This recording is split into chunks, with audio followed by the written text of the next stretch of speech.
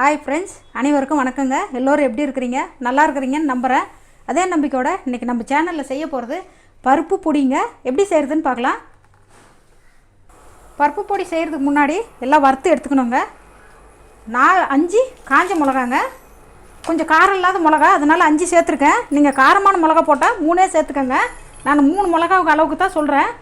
2 காஷ்மீரி மிளகாங்க, அது கலருக்காக, அப்புறம் டேஸ்ட்டுக்காகவும். பூண்டு ஒரு 6லேருந்து 7 பல்லுங்க. ஃபஸ்ட்டு நம்ம இது கொஞ்சம் நேரம் வறுத்துக்கலாம். எண்ணெய் சேர்க்கக்கூடாது. எண்ணெய் சேர்த்துனாங்கன்னா பருப்பு பொடி வந்துட்டு கெட்டு போயிடுங்க, புழு வச்சிடும், ரொம்ப நாளைக்கு வச்சிக்க முடியாது.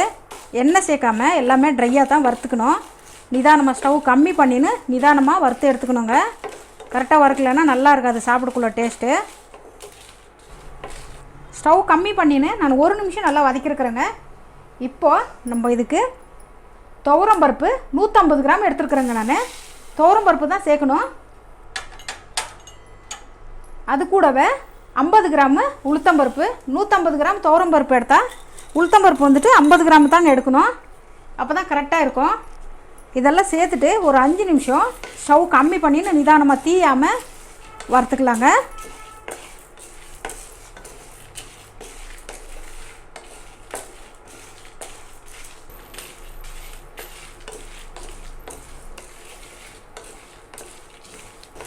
பாருங்கள், ஸ்டவ் கம்மி பண்ணின்னு 5 நிமிஷத்துக்கு மேலே நிதானமாக நான் வறுத்துருக்குறேங்க.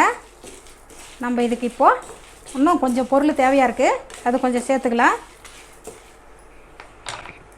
பாருங்கள், க்ளீன் பண்ணி வச்ச புளி, கழுவி வச்ச கருவேப்பிலை, சீரகம் 1 டீஸ்பூனுங்க, அந்தளவுக்கு சேர்த்துனா போதும். இதெல்லாம் சேர்த்துட்டு இன்னும் 5 நிமிஷம் நல்லா நம்ம வறுத்துக்கணுங்க.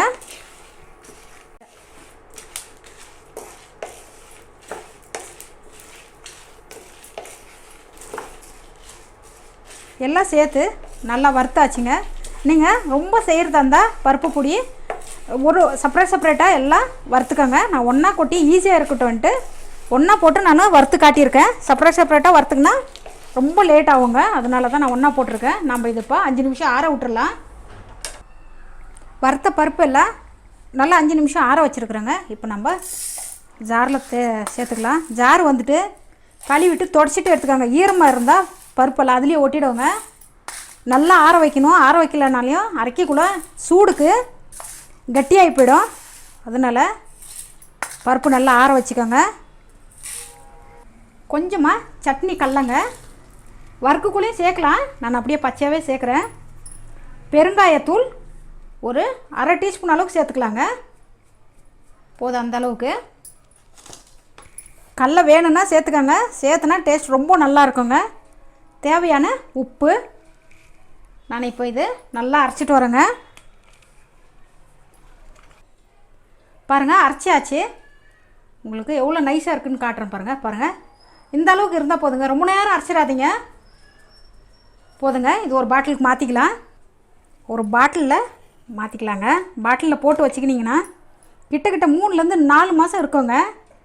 நம்ம இது பாட்டிலில் போட்டு மூடி வச்சுக்கணும். கொஞ்சம் நேரம் ஆற விட்டுட்டு நான் பாட்டிலில் போட்டு காட்டுறேன். வாசமே அவ்வளோ நல்லா வருதுங்க. ஸ்மெல்லு சாப்பிடக்குள்ள கூட அவ்வளோ டேஸ்ட் இருக்கும். இது எங்கள் பக்கத்து வீட்டு பாட்டி செய்வாங்க எப்போ பாரு. நான் அவங்கக்கிட்ட கற்றுக்கிறது தான் இது. நான் செஞ்சு வச்சுன்னு தான் அங்கே சாப்பிடுவோம். நான் இது தோசை மேலே போட்டு காட்டுறேங்க. பொடி தோசை செஞ்சு காட்டுறேன் பாருங்கள். பாட்டிலில் மாற்றிட்டு நான் போடக்குள்ள கீழே கொட்டிக்கிச்சிங்க. கொஞ்சமாக மூடி போட்டுடலாம். போட்டு எடுத்து வச்சிங்கன்னா ரொம்ப நாளைக்கு இருக்குங்க. நீங்கள் எவ்வளோ வேணாலும் செஞ்சுக்கலாம். நம்ம இது இப்போது பொடி தோசை எப்படி செய்கிறதுன்னு காட்டுறேங்க. நான் தோசை ஊற்றுறதுக்கு தவா வச்சிட்டேங்க, நல்லா காஞ்சிடுச்சு. இப்போ நம்ம இதில் ஒரு கரண்டி மாவு ஊற்றிக்கலாம். ஊற்றிட்டு நல்லா இந்த மாதிரி தேய்ச்சி விட்டுக்கலாங்க மெல்லிசா. போதுங்க இந்த அளவுக்கு.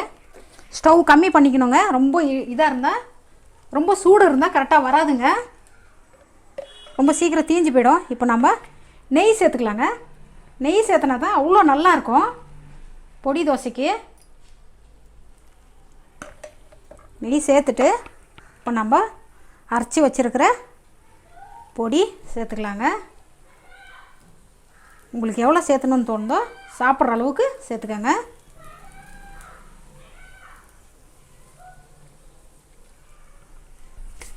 சேர்த்துட்டு மூடி போட்டுடலாங்க.